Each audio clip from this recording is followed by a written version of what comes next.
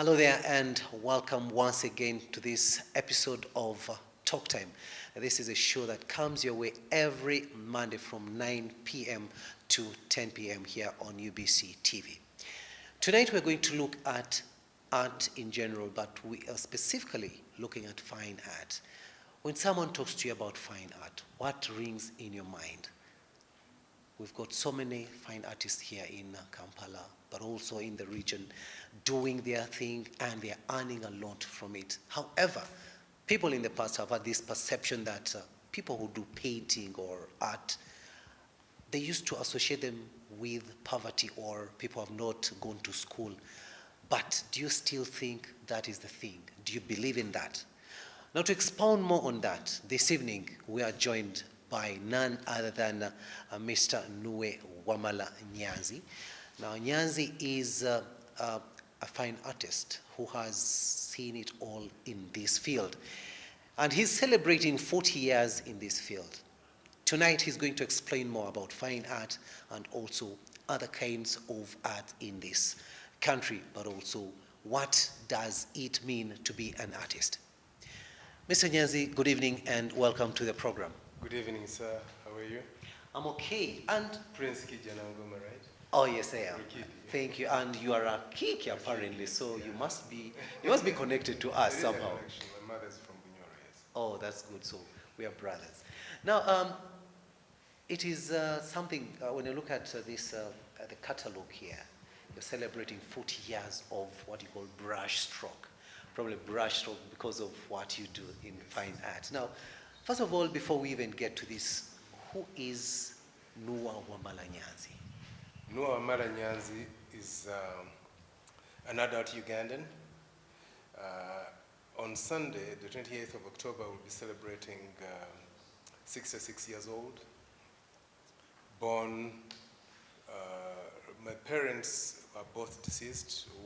My mother was was a nurse and midwife. And my father, a medical, was a lab assistant, and Henry Wilberforce Wamala is also arrested. I have two children, and I raised two children, but one passed. So basically, I'm a visual arts practitioner, a full-time visual arts practitioner since the last 40 years. Everything I have is as a result of my art practice and art cell. And also, I'm an artist by the grace of God because I didn't go to an art school. I didn't get formal training in art. But as luck would have it, or with the grace of God, my first degree is a master's. And my first time to enter university lecture room was, I had gone there to lecture. Wow. That's very good for a person who has actually living it from doing art. But let us first look at that industry where you find yourself in today. In the past, people used to look at fine artists as probably people who have not gone to school, who are not educated, who are from poor families. But today, I believe, and so many people, even the viewer who's watching right now, that probably was a misconception. It was a wrong perception. Tell us, how is fine art industry in Uganda today? The fine art industry in Uganda is on the upsurge. The perception of an artist being needy, unkempt, was not a misconception. It was real. Because when I first ventured into art, there were very few artists who were outgoing and would make a case for art, because they had this attitude of saying, if you don't like art, then you don't understand. If you don't appreciate art, then I have no time for it. They didn't think it was their responsibility to make the people understand and appreciate art. Besides, many of them were not selling directly. They were selling through galleries and agents. And the agents would not want the artist to meet the final buyer, because they'll be cutting out the middleman. This is not only in Uganda. This was all over the world. But when I ventured into art, I decided to to take the bull by the horn.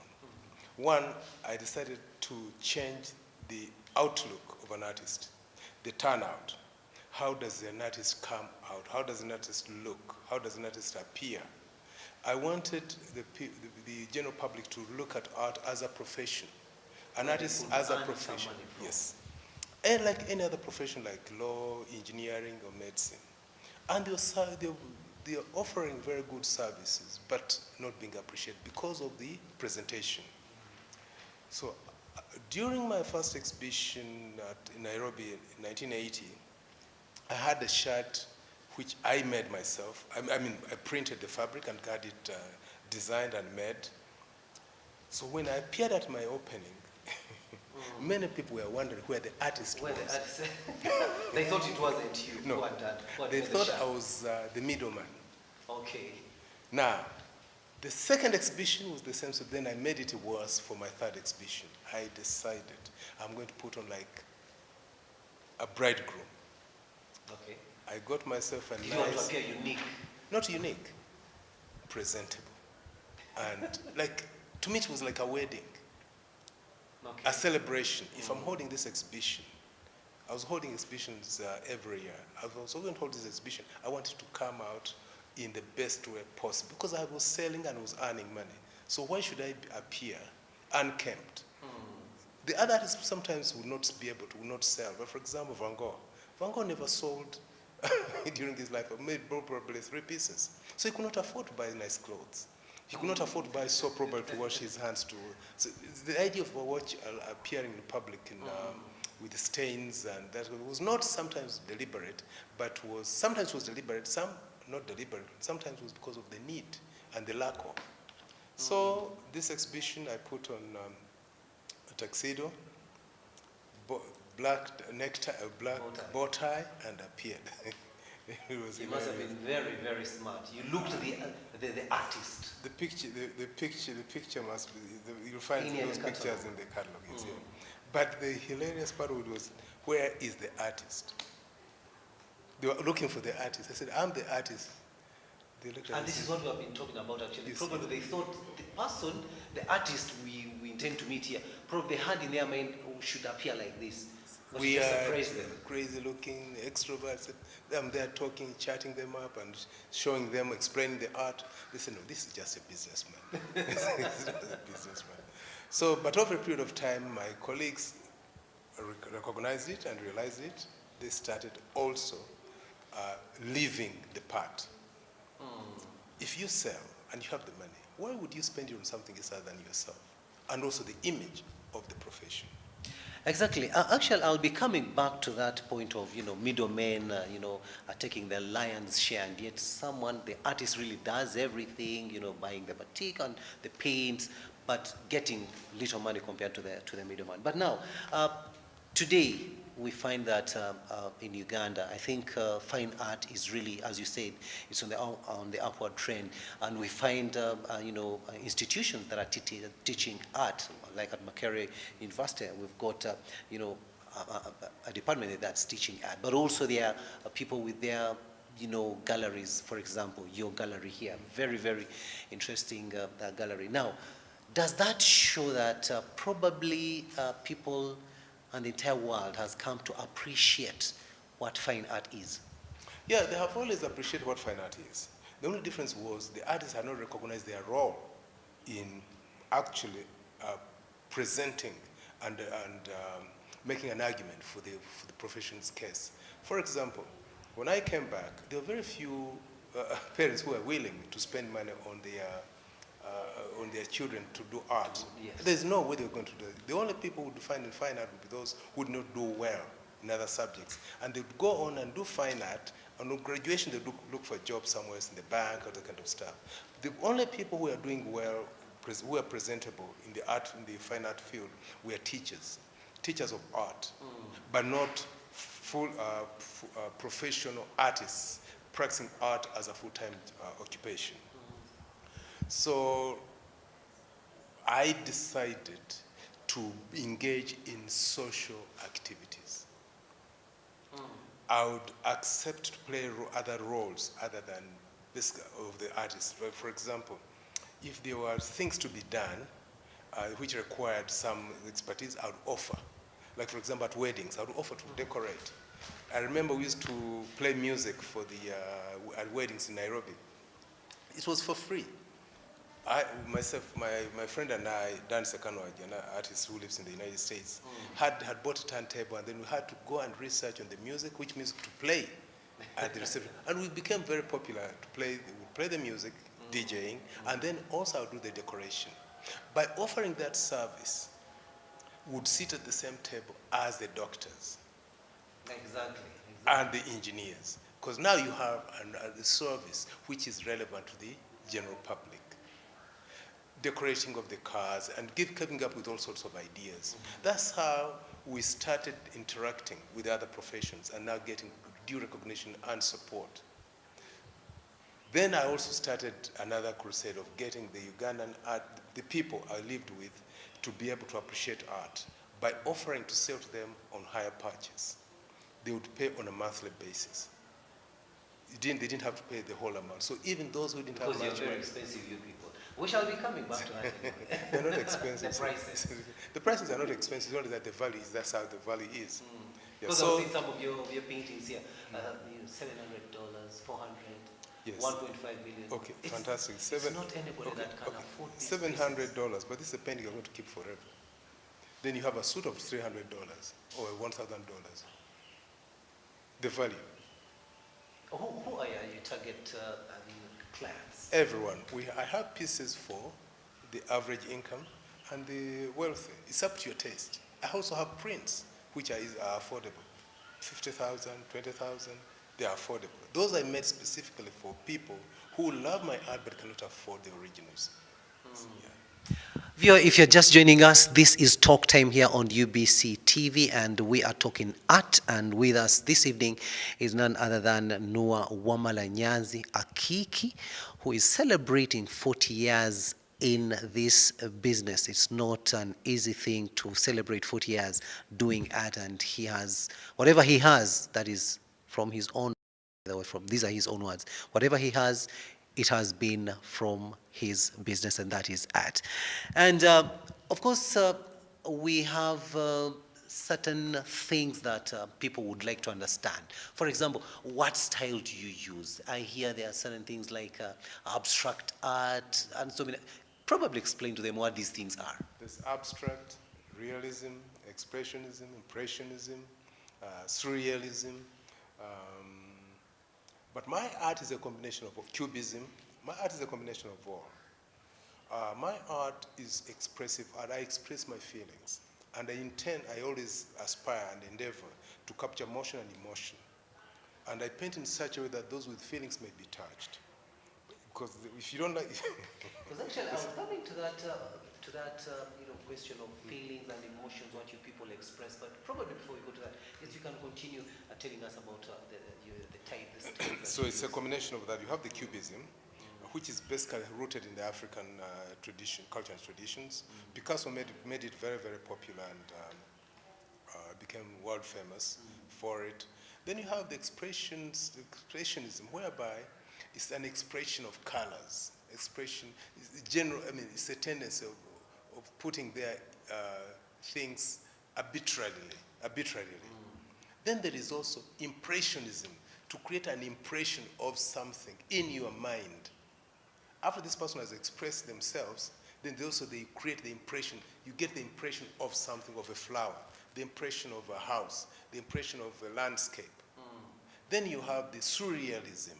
Surrealism is a combination of the realism and taking it to a higher level, fantasy. You may make the nose and then make it very long, or you may make a person to be seen like the person is germinating, growing like a plant. And then you're communicating. You are communicating your feelings and probably capturing other people's feelings and interpreting them in your own way. But the difference is in a visual form. Exactly. Then you have the abstract is getting what is in your head, presenting it in an abstract manner, not a realistic manner. You have this like for example, if it's a drum, but what do you see in a drum, you as an artist, as a person? It's what you see in the drum that you're going to paint in abstract form. And that one is very difficult for someone to interpret. Because one of the art pieces here that you have, it was very simple for me to interpret. I looked at it and it was very, but some paintings that you have are a little bit difficult to understand. And that one really needs someone to have some kind of, you need to be sharp to understand that kind of abstract paint. By the way, in most of my art is once you have feelings, you get the message. It may not be the message I intended. No, it may be your message you are getting from it. Because what I do is I pour my heart into it. And once I poured my heart into it, it depends upon how one who is seeing it. I may have intended to express joy, but to you, joy may invoke certain other feelings. But there will be an emotion invoked, drawn from you based on what you've seen. In Exodus 31, verse 1 to 5, you'll find there God mandating Bezalel, actually giving Bezalel the spirit, putting him in his spirit to create works of art. Art is not a calling, is a divine mission. You are mandated to create, to represent God's spirit. The spirit of God is within you, but you may abuse it. If you abuse it, then it will be evil spirit. But in terms of Holy Spirit, it has been given to us. It is in the Bible, you find it there. Wow, Via, that is something else that we are just learning today, that not only is he a fine artist, not just fine artist, but he's good. He's a good artist, but he's also a person who believes in the Word of God. And the Bible, probably, what he has just said, it shows that the Bible has it all. Business, marriages, now art. It is also there in Exodus. So this is something that we are learning. But also now, let us look at what you've just been saying. Can someone easily misinterpret a given art piece? Yes. It's a statement. Like, for example, haven't you heard the politician say we were misquoted or misunderstood or taken out of context? Yes. Just the same way. The art piece can be taken out of context. Okay, let's talk about, briefly, you had started talking about it, and because it was one of the points that I wanted you to raise, and that is about, the expressions and feelings, even emotions you people get out. And today, we are seeing, like musicians, for example, coming out to express themselves, through their music. And some have gone political, others, so many different areas. And as an artist, these emotions and feelings, the people that usually come here and look at your art pieces, what kind of emotions and feelings do you put outside there in your art paintings? Do you, for example, is it through the abstract, paintings that you put these emotions and feelings, or anybody can probably come and see your painting and immediately interpret it and say, this is what Nyanzi meant here? Okay, it's like I said, if you say something, it may be subject to interpretation or misinterpretation. It can be misunderstood or will be understood. But you'll have made your point. You'll have made your statement. I make myself. I'm a social and cultural commentator. I try as much as I can to bring out things that affect society. In my view, or sometimes in the view of others, I may be commissioned to create a piece to represent or to portray a certain aspect of things going on in society. But when I'm doing it, I try as much as I can to pour my heart in that. But then when someone comes and sees it, I no longer have any control over how they're going to interpret or misinterpret it. But when it comes to views, I have my personal views. Sometimes they're reflected in my art. Sometimes what is reflected in my art is not actually my personal views. Because there's a time when I had to be very careful, because I was a minister in the kingdom. I had my views, but I didn't want my views to be construed to mean the kingdom views. So that's where you have to be careful. If you know you hold a certain position in society, and what you're going to say is going to affect many people, and probably the image of the body you represent, be very careful. But if you are not, and you're specifically and wholeheartedly in that profession, for example, if you're a medical doctor, and your job is to cut and sew up people, do it the best way you can. But for heaven's sake, if you own a butcher, don't try the same. We are going to take a short break, but we'll return with Mr. Nyanzi. He will be telling us about his 40-year experience down the road in as far as fine art is concerned. Stay with us.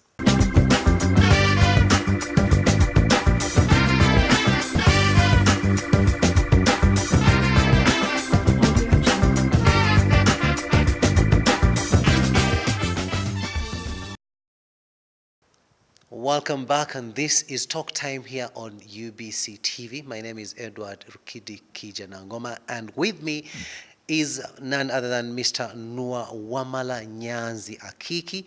He is celebrating 40 years of brush strokes. This is what it is in the catalog here. And you started painting when you were in exile. To earn a living. To earn a living. Tell us a little bit about that time. How difficult or simple was life then, and how did you actually break even in as far as fine art is concerned?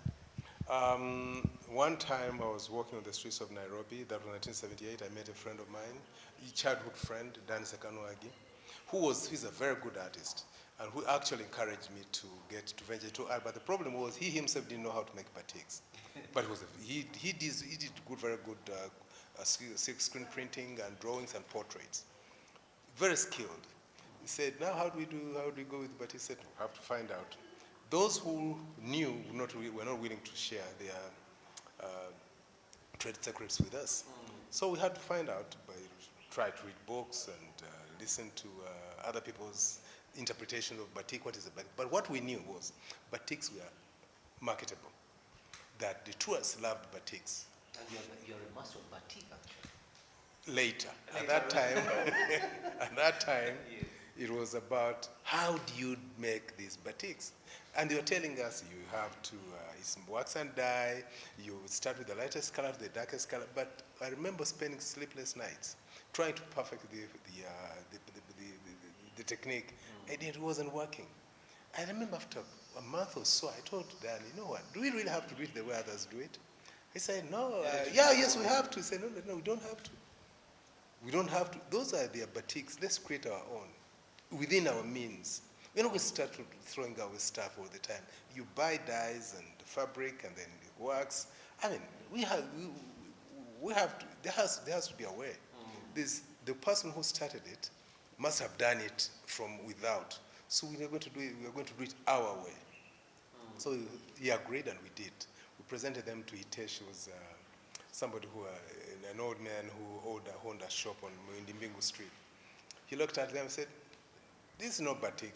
No, this is no batik, you go get batik. You do batik like Urumu, like Waswa. You go look at the other people's art. I think you're disappointed in a way. I told him, you know what? This is batik, new style. Forget the other batik. Now this is new style, latest on the market. Try it out. Don't pay us now. We'll come back next week to see if you have sold, we'll get our money. If you have not sold, we'll take back the batiks. I said, okay, fine. No big deal. So he put them aside. So we were looking around. I told Dan, let's get out of here. Because I saw the tourists moving towards those batiks, and that was going to be very exciting. So we started walking up slowly. A few meters later, the young man, his son, came running after us. Hey, come, he's calling you. So we were called back. Say, you get your money, only bring more next time. So you really taught him something new that he didn't even know. And that is something that probably you showed him that there could be something different that you could do differently that would actually capture the eye of whoever would be interested in your art pieces. And it worked out. Yeah, it worked out. That's how I live my life. I don't have to follow what others do. No. And that is what is killing businesses here. Because I see someone who is selling tomatoes and this person has so many clients, also want to do the same. We don't think outside the to start our own thing. And that is something probably you, the viewer, could also learn from. Don't follow what others do. You also have a talent of your own. You can do something for yourself that's different from others. Now, let us talk about, again, I really get interested in this because, first of all, where do you, apart from this gallery here, where else do you exhibit your art pieces? Oh, this is the National Gallery. The normal gallery is for the National Gallery. For the exhibition, I brought all what I've been doing, which I still have, since 1978, to come and show the public. The exhibition opened on the 16th of this month. We'll be closing on the 28th, which is my birthday. So the whole Happy idea. birthday in advance. Thank you very much. I'll be 66 years old. You don't look that old. How do But 66? 66, I think you're still young. Still have a lot of life and energy. See, young, old, whatever it is, it's up to the mindset. Even if you are young and you feel old, you will be old. Appear old. You just appear old. Yes. So it's about attitude towards life. I'll take it as it is. I enjoy my life. I enjoy myself, and I praise the Lord for that. I don't stress myself with things which are not within my control. And the other thing, Mr. Nyaz, that I noticed about... You asked me about where else. Exactly, I have a yes. studio gallery at the National. Next to the National Theatre is the Arts and Crafts Village. Yes, yes. National Arts and Culture Crafts Village, of which I'm vice chair. Honorable Mpanga is our chairperson. We have outlets there. We sell art and crafts. So that's where my studio is. I also work from there since 1994. Oh, that's very good. Now, the other thing is, we were talking about selling your art pieces. I realized one thing. Probably you prove me wrong, but I think an artist has to be very, very patient. Because when you look at your clientele, for example, maybe I may come here and I admire an art piece, but I don't have the $400 to buy it. If, for example, you don't get a tourist or someone from the international community, that art piece is bound to stay there for months. So how do you get to sell these art pieces? What do you do if your daughter doesn't get married? You chase her out of the house. No, you don't. That's why I said probably you must be very, very patient. Of course. Because to me, the art pieces are my children. Every art piece is my child. I love it the way I would love the one which is sold, the one which is not sold. The advantage of not selling, you'll be able to have an exhibition. But let me tell you, if you're not patient, forget art. If you're not passionate, forget art. Then when you sell, spend like you never sell again. That way... It's not hard. You know what we say that it's people who get this easy come, easy go, is that saying. So if your money just comes easily like that, you spend it just like what you just said. But I believe there is a lot that you put in your art pieces. So I don't believe in what you say, that you just spend like... No, I said you spend like you never sell again. Ah, okay. Oh, yes.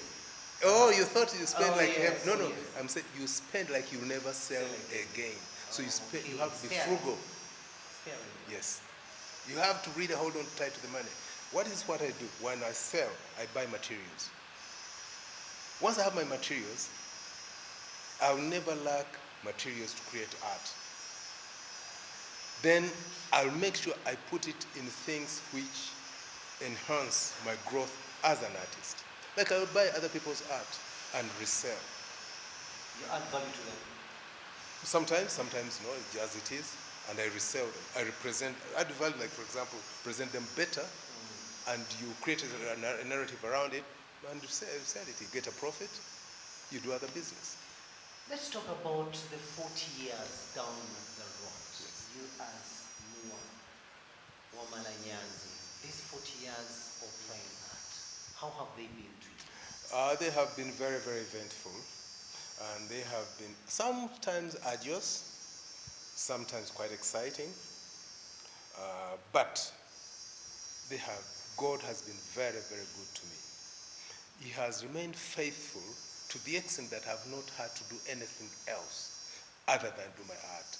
Because I know people who had to venture into other businesses to be able to sustain themselves, and they could not continue being full-time professionals as art painters or sculptors. But I have not had to do that because God revealed to me that once you have created this piece, you can actually get other merchandise from it and earn a living. From the same piece, for example, my art has been used in greeting cards, book covers where I've been paid, and because I even hire it out to, for functions as backdrops. So there are many ways of earning from art other than selling the original piece you created. My master's dissertation was on making art practice in Uganda more sustainable, whereby you create an original piece and make prints or other merchandise out of it. I make fridge magnets, that kind of stuff. Those things you can sell easily to be able to make you run your business and also earn a life while you hold on to your original piece for a bigger function occasion like this. Of course, then you have those who will come and they don't care how much it costs. They want it, they identify with it, and they want to own it. When you get that windfall, well and good, but you make sure you spend that money so sparingly, like you'll never sell again. Of course, this 40-year journey, definitely there have been some challenges. What are the challenges that you have encountered? And what are the challenges that artists like you normally encounter in this business? And how Challenges, not having enough money to do things you like to do, and having to raise a family, and then you have challenges of medical bills. We don't have insurance. You have to spend money to take care of your family when they fall sick. Education, paying school fees for university graduates from art sales is not an easy. And also traveling abroad to raise your profile and CV for you to be able to name the price. It's not easy, but I've been very lucky that wherever I've traveled, I've been hosted.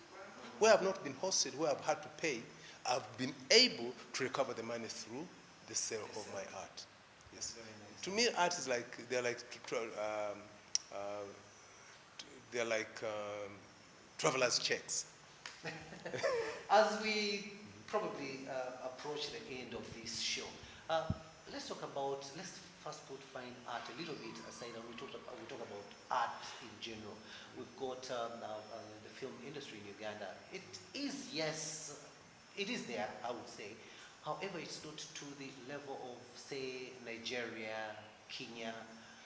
What do you think may be the problem, and how do you think as artists can, also compete favorably with Kenyans or Nigerians? Yeah, I see the difference between Uganda and, for example, talk about Nigeria, because I was in Nigeria in 1988. I had a show there, exhibition. That's when the VHF the tapes yes. were out there, and they were really bad in terms of, because I had watched this movie. The first African movie, feature movie, was African Love Made Brewed in an African Pot by a Ghanaian. It was a hit. The Nigerians said, we will challenge this. They came up with those videos, that kind of stuff. But the quality was bad, but they're persistent. The advantage of the Nigerians, West Africans, is their people, the leadership is proud of their culture, and they believe in themselves. That's the only difference. The leadership is their first market, and they are supported. Same with Kenya. The leadership believes in what these people do, and they are consumers. In Uganda, it's different. You won't find a collection of Ugandan artists in the State House. We have just lost, may so rest in peace, Jack Tarikawe, one of the most prominent visual artists, painter in the region. No, in the region, probably on the continent. Jack Tarikawe painted cows. his images became legendary. But the cows, which I always keep on talking about, were the cows which were celebrating after Christmas. They had survived the, the butcher's knife. Yes. No, he was very hilarious. But guess what? He has died. You don't hear any national mention. They are struggling from Nairobi to get the body back for funeral. You don't hear any official statement because they don't care. They don't even know, probably. They don't even care. They didn't even care to find out who is this Jack Terka who is raising Uganda's flag all over the world. But if he had been a Kenyan or West African, my God, the government would be on the case. They wait for people to succeed, then they want to claim. They're social climbers. Here, the government here is social. They are social climbers. If you have not succeeded, they won't know you. Once you succeed, they want to identify with you. But they do not invest in your success. Yeah. Yes. They reap where they did not sow. So, I was involved in the promoting of the local arts, theater and music, deliberately. We worked. The first people who approached me were Kawesa and Abem Kibi of the Afri Talent. I had a show at the museum. My first made when I came back, I organized a group show at the museum with Professor George Kene, Professor Sengen who passed, and Kavuma Nakate, and Musoke who also passed, and Katumba. So they came and said, if the way you're promoting, can you also promote us? So they were with the Black Powers at Riverside Theatre. So I went, looked at what they were doing, said, okay, we'll do it, I'll do my best. So I started promoting them. I introduced them to Southside Jakabaka. I said, these people are doing a good job. We want to come and watch their plays. The Bakaimbira got to know about it. They would also encourage, they would also ask me to get the big people to come and watch their plays. Sometimes I'd watch their plays. So that's how I also talked to the media people to say, give these people a chance. Yes. Then the monitor was very kind and gracious. They allowed Afri Talent and Afri Diamond to pay a minimum of 20,000 to run their advert every Monday. So that's how Batik Valley became a household name. Then I would encourage big people to go and watch their plays and kind of stuff. Then I went to the music. I promoted the Afrigo band. I encouraged Reuters and BBC to cover their stories. So that's how I got involved in. Then I decided I think I should do something for the music back to the 60s. I organized a show at the Sheraton, supported by Waka Waka, by the late Amos Agaba, who owned Schweppes. So he had a band. Yes, he had a band. So we've got 22, including the late Frida Sonko, Fred Masagazi, the dancer, Christopher Kato. So we had this at the Sheraton. After that, I promoted the Eli Wamala show, 40 years over. That was his 40 years of Eli Wamala. And then the media was so gracious and kind. Today, to find foreign content in the media, in the newspapers, is rare. It's only the Ugandan. Yes. But I had to talk to the Ugandan. I told the Ugandan artists, look here, but you must respect yourselves. You must portray a positive image. You must become role models. People should look up to you. If they don't, then you forget you don't have a future. But then I also had to go. I withdrew and went back to my visual artist and started painting. That's why you don't hear my name in the. But in terms of promoting the local musicians and local music and drama, I must say I contributed initially, and the media was very, very cooperative and supportive. So what do we expect as we celebrate 40 years of Nyanzi? Do we have an exhibition? What are the plans? This is the exhibition. It's running. It's open to the public. It's free. Normal gallery on Victoria Avenue. As you go towards State House, they will not, by the way, people fear this place, but they shouldn't. When you get there, just tell them you're going to normal gallery, they will just check you and see you through. So from Rwenzori Courts, you come up between the roundabout between Rwenzori Courts, the High Court, and the Sheraton. You continue with that road. When you see the soldiers, please don't fear. Those soldiers are there to help you, to check that you're not up to mischief, but they will direct you to where normal gallery is. And then after this, there's a likelihood I may have this exhibition taken to Makerere University Art Gallery. Yes. But the whole thing is about, people come and see. You don't have to buy. Come and see. You could go and tell a friend, I saw a very nice piece here. Yes, you might be interested. Or it may inspire you to do something, or it may inspire you to think differently about art. Okay, briefly, how can we use fine art for development? Fine art for development carries messages. It can be used for advocacy. You portray images that are positive, or you portray images which are negative to deter, to deter those who would have otherwise engaged in it. Or, art has been used in psychosocial therapy. People who are dealing with tormented mindsets, or who have worked with children who are formerly abducted and orphans, Parkinson's diseases. Art helps you deal with such issues which are internal. It's psychosocial therapy, we call it. Also, art can also be used to decorate your office. When you have an office and you don't have art hanging, people who come to see you will wait to see if you are a very busy person. They'll be bored and be agitated. But if you have art in that room, they'll spend more time enjoying the art. They won't even know you're keeping them waiting for the last 30 minutes. That is a strategy. Yes. Well, finally, what is your advice to someone who's watching the Talk 10 right now, in as far as fine art is concerned? Are you talking about the practitioners or the consumers? Both. For the practitioners, paint as much as you can, believe in what you do, and pour your heart out, and respect the audience, respect the viewer, love the viewer. But then for the consumers, come, see, perceive, and decide. Is it for you? Is it for your friend? Is it for a message? Or is it for the nation? But at the end of the day, it's up to you to make that decision. But please, give art a chance. It has a role to play in the community development, and has done it on several occasions. We are able to identify where, like if you go to the restaurant, you want to go to the bathroom, you are only able to know who this is gents and this is ladies by that artist contribution. Thank you very much. Viewer, that has been Nua Wamala Nyanzi, and he's celebrating 40 years of brush strokes. Of course, brush strokes, that comes from what he uses when he's doing his painting.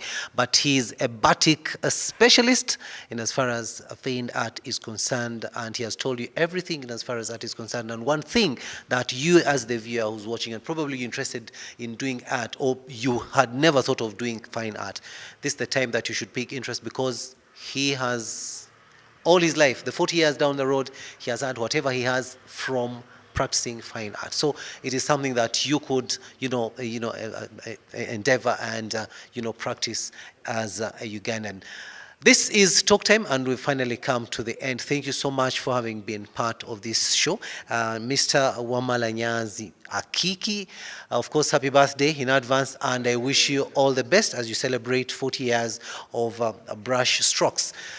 My name is Edward Rukidi Kijanangoma, and from me and on behalf of the entire production crew for Talk Time, I wish you all a very good evening. But coming up next on UBC TV is News at 10. Stay tuned.